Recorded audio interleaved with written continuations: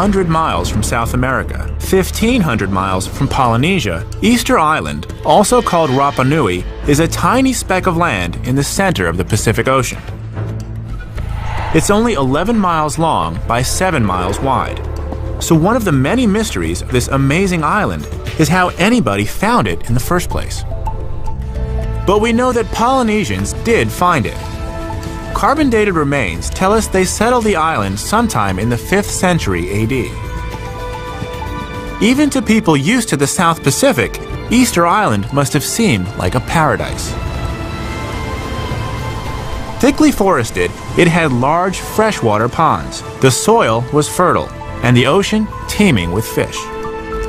For centuries, those first Easter Islanders thrived here. By the 14th century, their numbers had grown to almost 20,000. But then, something went wrong.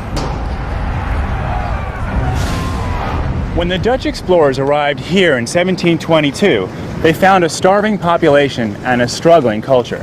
Something significant had happened, something which decimated the people of Rapa Nui and all but destroyed their traditions and culture. There were fewer than 2,000 people on the island. Many of the great statues called moai had already been abandoned. Ecologically, the island was devastated. There was hardly a tree to be seen. What had happened? To explore the enigma of Rapa Nui, I'm going to have to start at the beginning. The moai are just one of many mysteries here on Easter Island. Another is, how did the people who made these ever get here in the first place? Finding this tiny speck of an island in the middle of the Pacific would be like finding the proverbial needle in a haystack. It would either take an incredible stroke of luck or an unbelievable amount of skill. In the 5th century AD, Polynesians escaping warfare in their overpopulated homelands set sail from Tahiti and the Marquesas. Their explorations must rate among the most astonishing in world history. In outrigger canoes, with no compasses or maps, they set out across the vast southern Pacific in search of new lands. They discovered New Zealand to the south and Hawaii to the north. But their most amazing feat was to canoe 1,500 miles across the open Pacific and find the tiny speck we call Easter Island. How did they do it?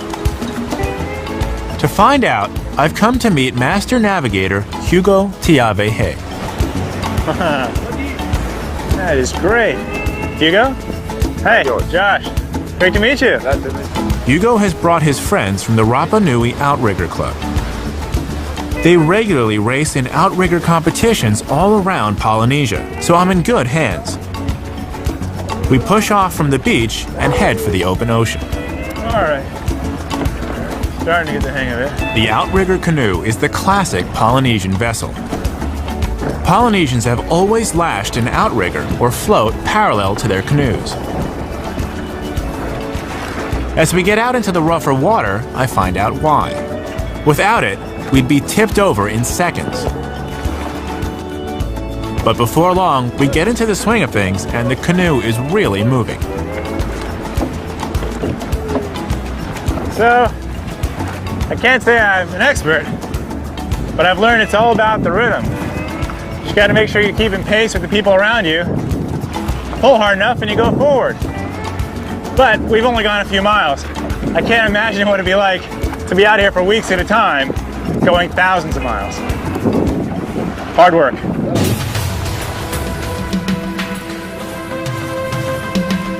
I think about the scene 1,500 years ago when those early Polynesian navigators set out from the Marquesas and headed east across the Pacific. Legend has it, their leader was a king named Hotu Matua. What baffles me is how, after weeks at sea, he and his people were ever able to find the tiny speck of land we now call Easter Island. I put the question to Hugo. So despite not having things like compasses and maps, sailors like Hotu Matua would have come here using a lot of different tricks to get across the sea safely. Of course. Like at nighttime, They put their feet in the water, they can feel big swell that it goes into the land. At the impact that it hit the land, it send back a little waves. What Hugo tells me is astonishing. Many miles from land, Hotu Matua and his navigators could detect the tiny waves that bounced back from the shore. They were alert to every variation of wind and current. They observed the movement of birds and stars. Putting all this information together, they could find their way across vast expanses of ocean. Finally, one day in the 5th century, Hotu Matua and his people came ashore on the island that would later be called Rapa Nui, Easter Island.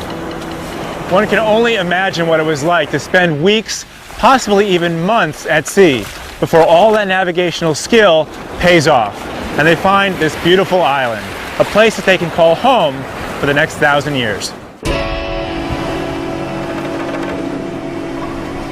Polynesians had been sending out exploration teams for centuries. When these intrepid groups of men found islands, they would return with news of their discoveries. Then, colonization parties would set out with women, children, plants, and animals to take possession of the new lands.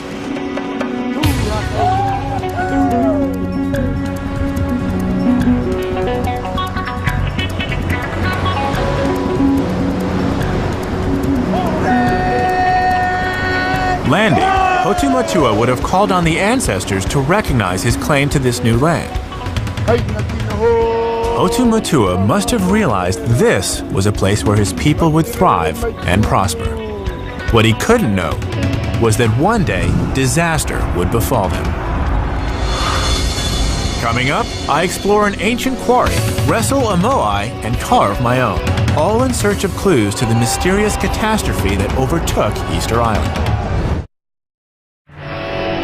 When Europeans first arrived on Easter Island in 1722, they found a treeless landscape that had been ecologically and socially devastated. What had happened? I've been exploring this tiny island in the middle of the Pacific Ocean, searching for answers. Out on the open sea, I came to appreciate one of the most amazing feats of exploration in world history: the discovery of Rapa Nui by Polynesian navigators in the 5th century AD. But 1,000 years later, an environmental disaster overcame the island. Why and how? I've heard a surprising theory that it was the intensive production and transport of the island's famous statues which may have precipitated the ecological crisis. To investigate, I decide to visit the largest group of statues on the island. They're 8 miles from Easter Island's only town, Hangaroa. One of the best ways to get there is on horseback.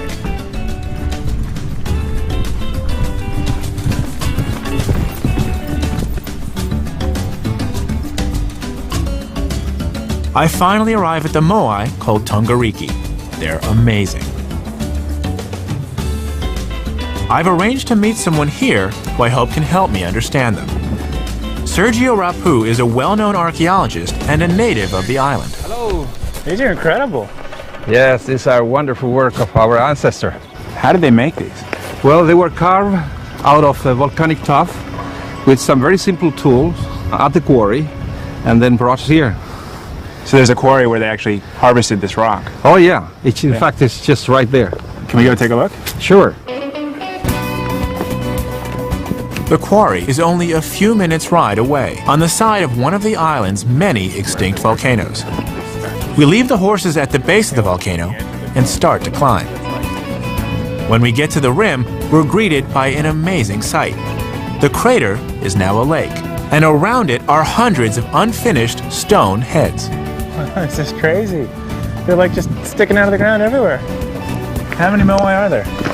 Over the island, I think there are about 900. 900. And they all come from this quarry? There are about 300 still here, and the rest distributed, scattered all over. And are they all about this size? No, it varies from a couple of meters all the way to 66 feet tall. It's like a giant abandoned factory. There are statues all over the crater, some standing, others lying down, and they're massive. Sergio tells me that for centuries, statue production was going on almost non-stop at this quarry. The place would have been swarming with people carving and transporting moai. And then for some reason, they seem to have put down their tools and stopped. Why? Before coming here, I knew about these statues or moai, but what I didn't know was how enormous they are. Remember, half of this guy is still buried in the ground below. At the time that these were built, aside from the tops of the trees or the masts of their ships, these would have been the biggest things on the island.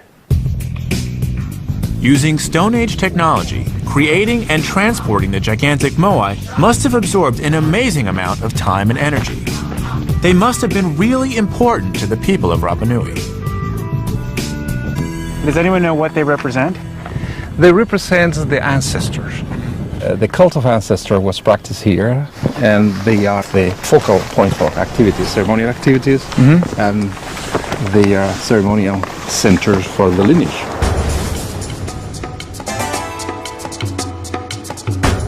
Sergio explains to me that whenever an important chief died, a statue would be made in his honor. The moai didn't just represent him, it was him. His spirit was there in the stone, his face looking out over the village of his descendants. The moai were the dead of Rapa Nui, brought back to stand guard over the living. So I now know why they made them, but just as fascinating is how they made them.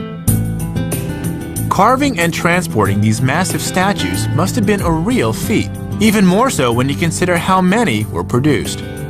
There are 900 of these statues still on the island, but these are just the last generation of moai. Sergio tells me the remains of many earlier moai have been found. So the people of Rapa Nui were producing statues on an almost industrial scale. Could this somehow have precipitated the ecological crisis on the island? I need to know more about the production of these moai. Sergio takes me to meet master carver Jose Rapu. Look, he's making a moai. Oh, yeah. He's using rocks, so this is a traditional technique. That's right. So they use the peak made out of basalt, which is very dense material. That's just like the original. It wear out, of course, in the process of making the moai. So this one's almost done. Yeah, but still works. It still works. Very sharp. Is it okay if I give it a shot? Yeah, you can. So you just hit. Oh yeah. So because it's harder, it just crumbles away. The softer stone crumbles away. Yeah. And that's how you can just shape it. So if I wanted to take some off here, You can. yeah, that's pretty easy. There you go. Yeah, you're becoming a Rapa Nui sculptor. Yeah. I'm an apprentice under the master. It turns out to be easier than I'd imagined, just very time-consuming. Hard. Sergio tells me the key was teamwork. So Jose is the master artist of this moai. He would have a team of people working under him. Exactly. The whole community involved. And how long would it take to make a moai? Approximately a year. It's a lot of hard work. Huh. Maybe I'll help Jose. Maybe we'll knock it down to 6 months. From Jose, I learned some of the basic carving techniques used to create the moai. But there's nothing here which could produce an ecological disaster. Could it be the transport of the statues which was to blame? We head back to the quarry.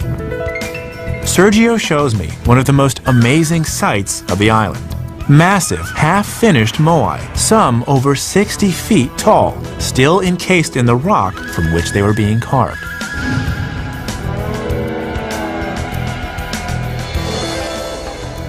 Okay, here we have one of the 300 moai still attached to the quarry, and yet they're getting loose out of these corners. So they're cutting down, and eventually it will be slide down to the foot of the hill.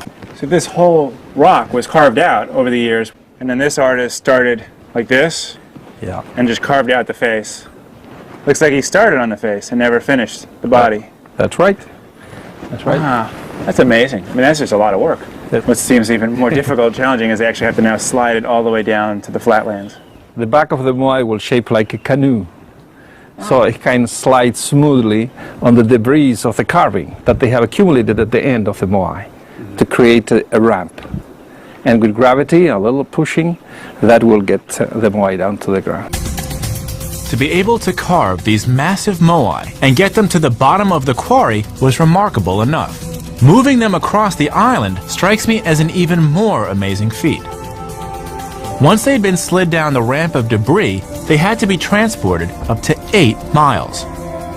How did they do that? I wonder if the moai I see lying on the ground, apparently abandoned in transit, hold clues to how they were transported. This is huge. How much would this weigh? This is about 50 ton. 50 tons. 50 ton, yeah. As we keep walking, we come across moai after moai, all lying face down in a straight line. This is a really big one. Yeah. Much larger than the last two. Sergio, I've noticed that all of the moai we've seen seem to be on the same line leading to the quarry. That's right, because this is one of the main roads of the moai. We know of 4 of them at least. These roads were carefully constructed and leveled to make transport of the statues easier. So it's indicated it fell off during transportation.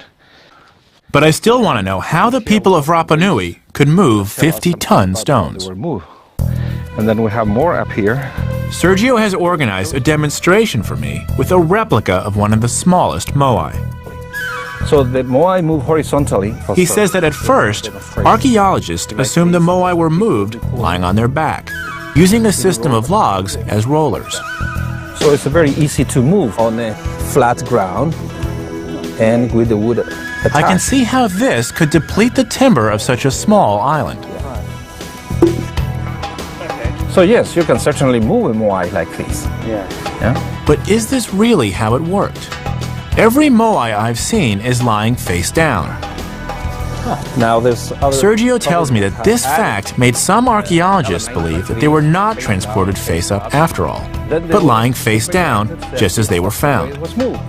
Right. But that too seems problematic. For me, because if this is where they're putting in all their effort, their artistic effort to make it beautiful, and then if you're sliding it on its face, it would destroy all that hard work. You're absolutely right. It doesn't make sense that you spend so much energy for that and then take the risk of putting the moai face down. But Sergio has his own theory about how the moai were transported. I believe that the moai was standing in a very good position to work. This seems unbelievable. How it does so. How could you transport a 50-foot tall piece of stone vertically? Now, normally, 60 tons, we couldn't do that by ourselves. Okay. We have found moai that weighed over 80 tons that has been moved from here all the way to the final destination in 8 or 9 kilometers. So what we have here then is a moai completed, the back and the front, but the base of the moai were never completed at the quarry. On the contrary, at the quarry, the base of the moai will be carved in such a way that allow for the moai to tilt a little bit like this and be pulled forward, kind of walking. So you can have a tilt and pull type things. So you'd move it like a refrigerator. It's moving like a refrigerator, but the base of the moai was accommodated for that purpose, for that function. So they shape the bottom of the stone. They shape it. To facilitate this motion. Exactly. If it's correct, Sergio's theory is astonishing. Teams of men pulling on ropes were able to set up a carefully controlled rocking motion, which walked the upright moai forward. It seems totally counterintuitive, but the curved bases of the statues in transit is compelling evidence. If the moai were transported horizontally, why to bother to prepare the base of the moai in such a way that allow the rocking? And that allow for the moai to tilt a maximum perhaps 5 or 6 degrees, one side or the other. And to pull this, it required tremendous coordinations of the rope movement. So the ancient people will use chant. They will chant, and the rhythm of the chant will allow the people to properly pull at the right seconds. So they're chanting and singing as the moai is Exactly, moving. they're chanting and singing, and the moai will go like that. Many years ago, Rapa Nui elders told Sergio the Moai walked across the island. He didn't believe it then, but he does now. Perhaps the Moai really did walk.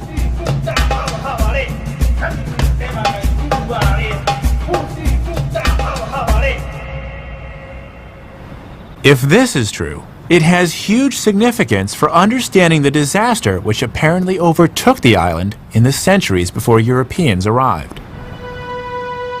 I wondered if Moai transport demanded so much timber that it could have deforested the island. But transporting the Moai vertically would have required very little timber. The Moai and the ancestor cult could not have deforested the island alone. There must have been something else behind the crisis on Easter Island.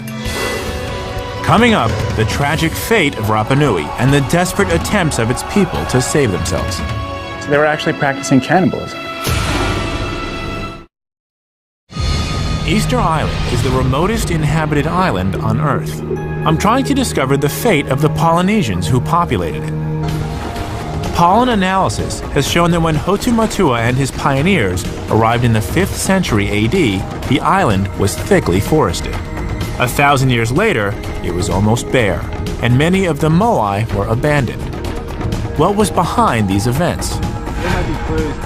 I'm hoping that Easter Island specialist José Letelier can shed some light on the mystery. He wants to show me important evidence that by the 16th century, people were fortifying themselves underground. Against what? This is the entranceway to a very extensive cave system which runs throughout this area. These caves are in fact ancient lava tubes through which rivers of molten rock once flowed from volcanoes now long extinct. Well, here we are, and you can see we've got walls here on the front of the lava tube, which are obviously some sort of fortification. These remains show us that these caves were used in such a way that allowed people to defend themselves. If you look over here, we have the cooking oven. Fire pit. These things were typically located here near the exterior of the cave so that, of course, the smoke doesn't fill the inside of the cave. So a lot of seating areas, as you can see here. So when does this home date to? Well, believe it or not, you'd think that people would begin to occupy caves very early on, but in fact what we have happening here is that caves are used in a later part, probably around the 16th century. There might be clues underneath the ground. So a full 1,000 years after they settled the island, and 200 years before the arrival of Europeans, the people of Rapa Nui were starting to live in caves. I wonder if this had something to do with the deforestation of the island and the abandonment of the Moai. They all seem to have happened at the same time. Of course, this took place at a time when things were beginning to fall apart here on the island. We have a big battle over the resources. They're in a very remote place and they can't escape. So they're actually fighting each other. They're at war amongst each other. Finally, the pieces of the puzzle begin to come together. Jose explains to me that by the 16th century, warfare and raiding were endemic on the island. With no wood to build their great seagoing outriggers, the people of Rapa Nui were cut off from the rest of the world, and even fishing became difficult. As the population grew, food shortages set in. Were the people of Rapa Nui victims of their own success? Here on this remote island, they created one of the most remarkable megalithic cultures in the world. But as they thrived, they were unknowingly sowing the seeds of their own downfall. With overpopulation, agricultural land became scarce and depleted. Forests were cut down. The end result was a vicious cycle of ecological degradation and bitter conflict over land and food. Warfare began to tear apart Rapa Nui society. At the height of the conflict, when the people are moving into the caves, archaeologists estimate that 20,000 people were living on this island. That's the size of a small town, or an average American university. And given that their parents, their grandparents, and their great-grandparents all grew up here, these people must have been incredibly familiar with, if not related to, the others on this island. So when the killing began, it must have been terrifying. It must have felt like they weren't just living on this island. They were trapped here. Rapa Nui folk history, as told to early European settlers, was full of bloodshed and conflict.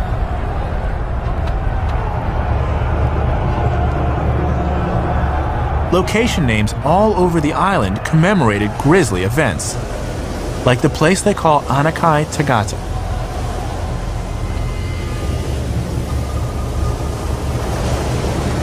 I want to find out just how far the violence went, so I arranged to meet Sergio Rapu once again. Sergio, I've heard that this is called the Cannibal Cave. The Rapa Nui name for this cave is Anakai Tagata. It has two meanings, really. One is that the cave where the people eat, and the other meaning is the cave where people are eaten. So was cannibalism actually practiced here? Given the desperate situation of 15th, 16th century, it's very likely that some kind of cannibalism did occur. There was a real scarcity of everything, especially food. And so it could very well be that cannibalism was present at that time. Whether they really practiced cannibalism or not, the picture I'm getting of Rapa Nui society in the 15th and 16th centuries is a very grim one. It's backed up by a reproduction, I find, of a new type of moai created at that time. As the people of Rapa Nui faced the new priorities of survival, moai construction ceased. But one craftsman created a new art form which captured the grim realities of their situation. It was called the moai kava. These skeletal, grimacing figures carved in wood were created only in the warfare years on Rapa Nui, when starvation and death must have seemed ever present. They're small because by this time only small pieces of wood were available on the island. They are certainly a far cry from the stout, serene moai, which were the protective ancestors of old. Was there nothing the people of Rapa Nui could do to stop the island's slide towards chaos? Coming up, their final game plan for survival, the Birdman cult. Go down this cliff? Right? Did they use ropes? No. The story of Easter Island, which I've been piecing together, is an amazing saga of heroism and tragedy. The Polynesians who first discovered the island in the 5th century AD must have thought they discovered paradise. But their idyllic existence here did not last forever. Easter Island is very small, and its resources strictly limited. As the population grew, it began to deforest the island. In time, there was no wood left to build the great ocean-going canoes which were their contact with the outside world. Trapped on the island, the people of Rapa Nui began to fight over their ever-diminishing resources. Long before the arrival of Europeans, starvation and warfare ravaged the island. But I've heard of an attempt by the islanders to remedy their situation. This is the ceremonial village of Orongo. On that side, we have the crater of an extinct volcano. And over here on this side, a 1,000-foot cliff dropping down to shark-infested waters. It was here in this unusual location where the people of Rapa Nui may have created a solution to their problems. I'm hoping archaeologist Sergio Rapu can tell me more about it. How are you? This is a great spot. Oh, yeah. I've heard that this place, this village Orongo, is where something special was created. Well, this is a place of the Birdman cult. The Birdman cult was a solution to the redistributions of resources. And the leaders, the warriors, would gather here once a year to compete to have a political and economic control of the island. Every year, the nesting of the sooty tern, a migratory seabird, signaled the inauguration of a new Birdman ceremony. Clan chiefs and their warriors gathered at Orongo for a contest to decide which clan would rule the island for the next year. Before the Birdman cult, there had never been a unified authority on the island. Each clan worshipped its own ancestors and looked after its own territory. When the clans went to war, there was nothing and no one to stop them. Sergio and other archaeologists believe the Birdman cult was developed at the height of the conflicts as a way to try and control them. This almost suicidal contest was witnessed by the early Europeans. So they would start here at Orongo. That's right. And they'd go down this cliff. Exactly. The contest started when the clan chiefs sent their best warriors racing down the 1,000-foot cliff below Orongo.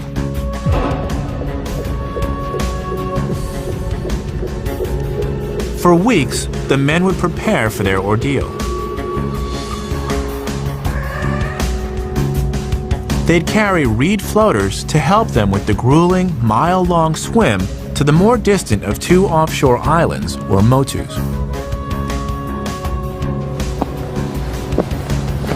Oh my God. Look at that.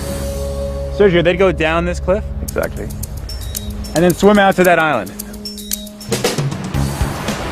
Balanced precariously on their floaters, the swimmers had to battle ocean swells and powerful currents. Exhausted, they would finally climb onto the motu, where the sooty tern nested. For the people of Rapa Nui, the sooty tern was a magical bird. In reality, it migrates thousands of miles across the ocean every year. But the islanders knew only that it arrived from beyond the horizon. They believed it came straight from heaven. They thought it was sent by the gods. Its egg was a symbol of cosmic fertility and power.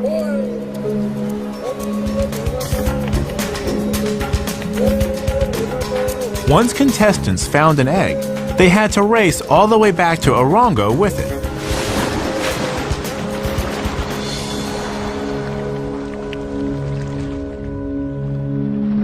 And then they swim back Swim back with the egg. and they climb back up this. I climb up here. Wow, that's a contest. The clan chief of the first warrior to return with an egg would then have authority over the island and its resources for the year.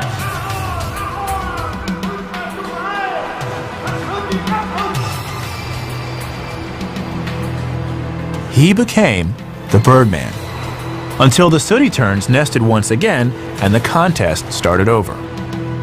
So through this contest, that king and then that clan would be the rulers for the next year. That's right. It's a way of validating a new power, a new way of resolving the conflict for people who are going hungry and having no way to escape from the island. If Sergio is right, the people of Rapa Nui invented this amazing ritual as a way to limit their conflicts and conserve their island's resources. Coming up, I follow in the footsteps of the Birdman contestants and find out if they really helped solve Rapa Nui's problems. If you see any sharks, let me know.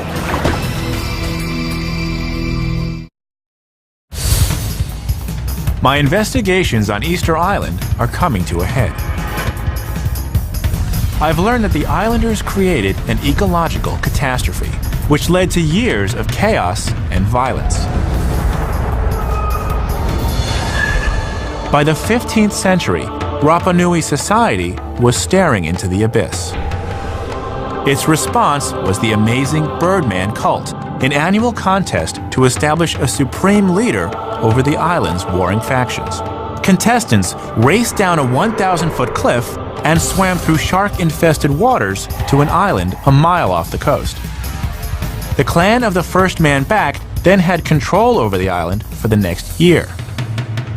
It is this amazing ceremony which I'm going to investigate now. Above all, I want to find out if the Birdman cult really could have remedied the island's desperate predicament. What Sergio said about the Birdman cult was fascinating.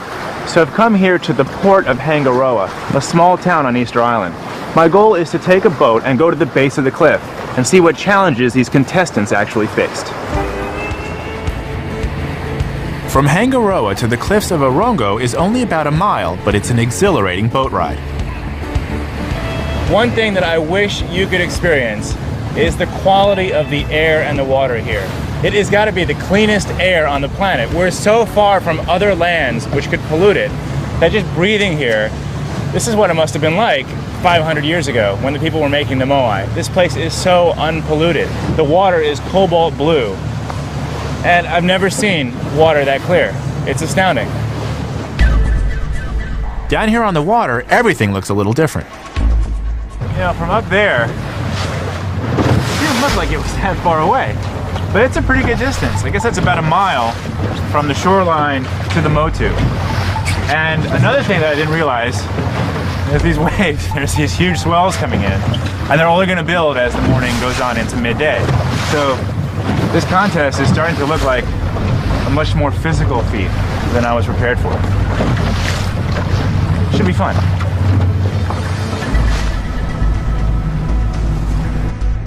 Finally, we arrive at a point between the base of the cliff and the Motu of the sooty tern. Sergio and I were up there on those rocks. And I'll tell you, from down here, it doesn't look any better. This is an insane attempt.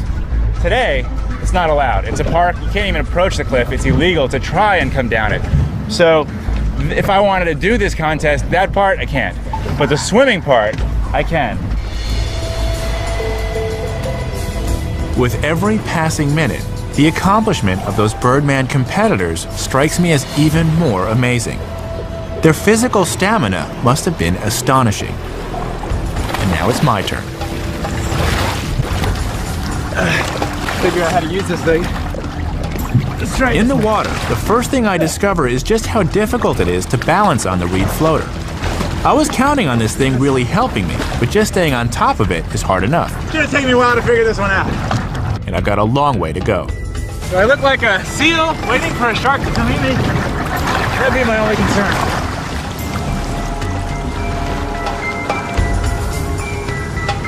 The immediate challenge is the strong current, always pushing me back towards the cliff. Keep thinking, oh, almost there, almost there. And you look back and you go, no, I'm not. I've now been in the water for about an hour. Because of the current, I've hardly made any progress, and I'm getting seriously tired. I think I may have to face the reality that I'm not gonna get there. I'll give it my best shot. Those contestants must have been in great physical condition, and I'm guessing they would have held the contest on days with weaker currents. I'm getting nowhere. I wonder how many hours it would have taken the swimmers to cross the strait to the Motu. I also wonder if they all made it. However fit they were, I know now what a dangerous undertaking it was.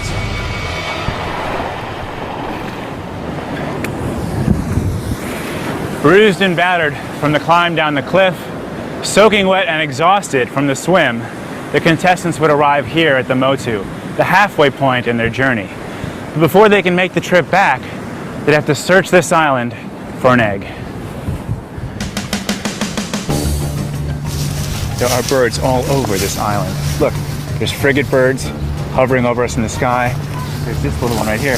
Come over, look at this guy. This is not the sooty tern. This is not the bird that they were looking for. What they would have to do once they reached the Motu was find the right egg, put it safely into probably their headdress, and then make the swim back to the mainland. After another few hours in the water, the warriors who survived would run up the last stretch of cliff to the clan chiefs waiting for them. I guess they were motivated by the knowledge that so much hung on their performance. Supreme power for their clan over the whole island for a year.